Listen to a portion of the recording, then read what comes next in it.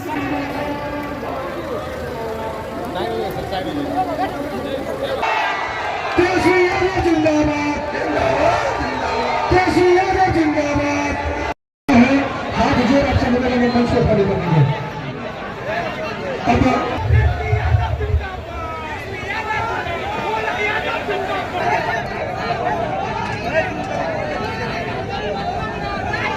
लोग भी स्वागत करते हैं।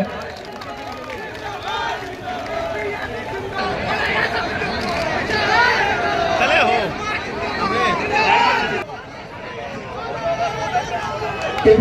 ताली बजनी चाहिए। यह पद और चादर क्या शोभा बढ़ रहा है इस मंच का। परवीन यादव जी और साथ में पहले एम्स के लोग कह रहे थे यहाँ हम लोग जमीन दे दिए, आगे दे दिए हैं एम्स के लिए जमीन, इसलिए ताकि पूरा दरभंगा फैला हुआ है, सबका विकास हो जाएगा, पूरा क्षेत्र का विकास होगा।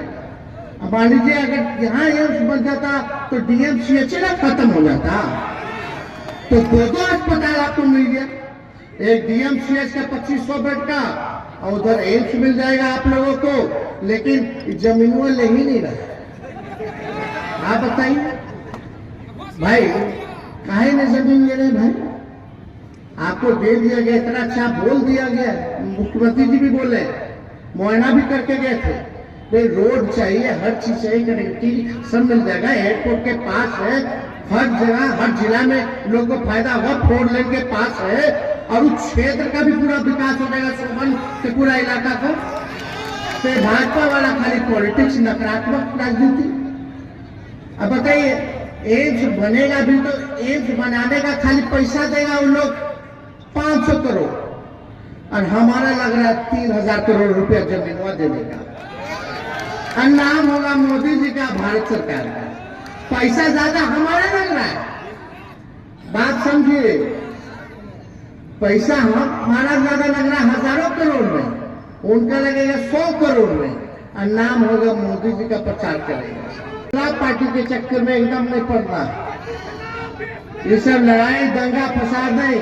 अब तो यूपी का लोग कह रहा है, यूपी का लोग आपको कहता है कि वहां के जो मुख्यमंत्री बाबा हैं वो खाली घंटी बजवा देंगे, लेकिन नौकरी लेने बिहारी आना पड़ रहा है। तो समझ रहे हैं, नौकरी घंटी बजाने से कोई पेड़ भरे वाला, इसलिए आप सब लोग इनके अफवाहों पर मत रहिएगा। मंदिर और मस्जिद से पेट नहीं भरता, ठीक है, आस्था है, भगवान है, भगवान का आशीर्वाद चाहिए, अब पूजा पाठ को दिखावटी नहीं होना चाहिए, लेकिन ये सब दिखावटी करता है। दिल में भगवान होना चाहिए, मन में भगवान होना चाहिए, असली श्रद्धा वही होती है। कोनो झूठों के टीका लगा के भगवा पहन के हे ओ करने से नहीं होता है, ये बात समझना चाहिए। मन में भगवान हो और समाज में शांति हो। कोई धर्म नहीं सिखाता कि आपस में बैर रखना, सुना है कि नहीं गाना? परिवार जो है गरीब परिवार है, आप समझ जाइए कितनी बढ़िया संख्या है।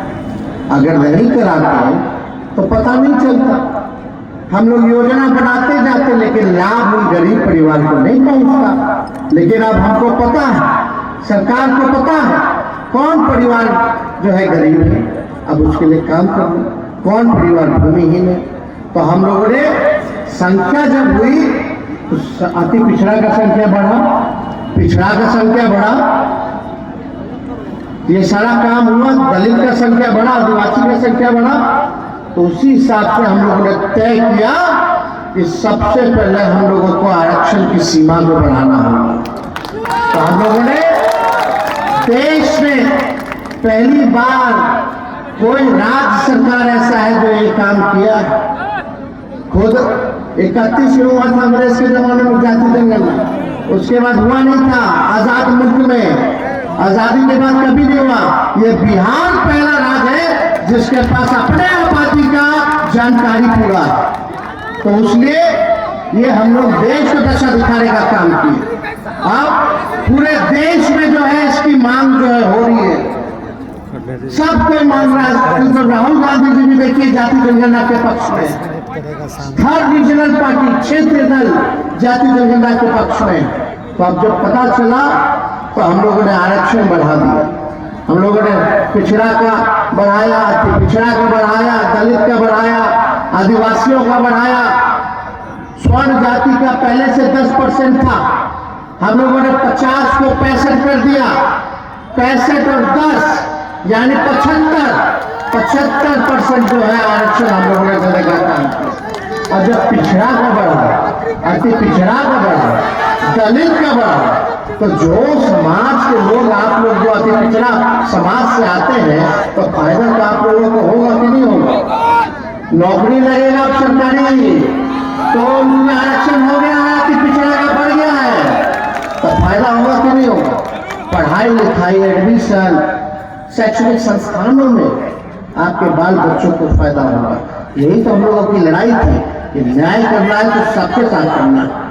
खाली दुनिया समाज तो गरीब है ही, लेकिन और भी तो इनके साथी जो है वो लोग भी तो गरीब है। तो हम लोगों की तो पूरी जिम्मेवारी बनती कि सब गरीब को ना एक साथ लेके चलना है, चाहे कोई जात के हो, आगे तो सबको बढ़ाना। तो हम लोगों ने आरक्षण की सीमा बढ़ा दी। बड़ा भाई बात सुनिए, 94 लाख जो परिवार है जिसका आय 6,000 से कम है, जो गरीबी रेखा के अंतर हम लोगों ने माना है, उस परिवार में ना नौकरी है ना रोजगार है। तो अब हम लोग क्या करेंगे? आंकड़ा तो आ गया, अब करेंगे क्या? पहला काम हम लोगों ने आरक्षण को बढ़ाया। दूसरा काम, क्योंकि ये सरकार सामाजिक न्याय के साथ आर्थिक न्याय देने वाली सरकार है, इसलिए हम लोगों ने ये फैसला किया है, माननीय मुख्यमंत्री जी और हम सब लोगों ने महागठबंधन की सरकार ने लालू जी के आशीर्वाद से, कि जो परिवार गरीबी रेखा के अंतर्गत आता है, जिसको रोजगार नौकरी नहीं है, उसको 2 लाख रुपया देने का काम करेगा। 2 लाख।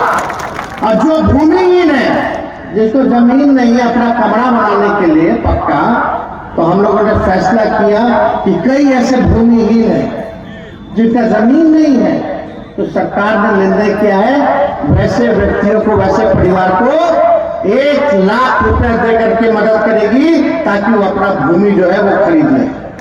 अभी तो 1 लाख का है, जरूरत पड़ेगा तो और भी बढ़ा दिया जाएगा, उसकी चिंता नहीं करनी है। लेकिन अभी तो भूमि जिसको नहीं उसको 1 लाख रुपया, जिसको रोजगार नहीं, गरीबी रेखा के अंतर्गत उसको 2 लाख रुपया, घर पक्का मकान बनाने के लिए 1,20,000 रुपया। तो समझिए, तो ये मदद हम लोग करेंगे पहले सब योजना पर। लेकिन इसके लिए भैया आप लोगों को जागरूक रहना जरूरी है। एगो बड़का झूठा पार्टी घूम रहा है, तो खाली झूठे बोलेगा, झूठ से वो लोग जो है ना, झूठ बोलने के फैक्ट्री है, झूठ बोलने के मैन्युफैक्चरर है, झूठ बोलने के होलसेलर हो, झूठ बोलने के डिस्ट्रीब्यूटर भी। तो ऐसे प्रचार लोग करता है व्हाट्सएप पे इधर उधर। अब बताइए, कोई देश में एक राज्य बता दो जहां एक डिपार्टमेंट एक दिन में 1,22,000 सरकारी नौकरी का नियुक्ति पत्र बांट रहा हो पूरे देश में। और 1 लाख पहले निकला, 2.25 लाख का बहाली, इसमें क्वालिफाई किए लोग 1,22,000, और उसके बाद दूसरा फेज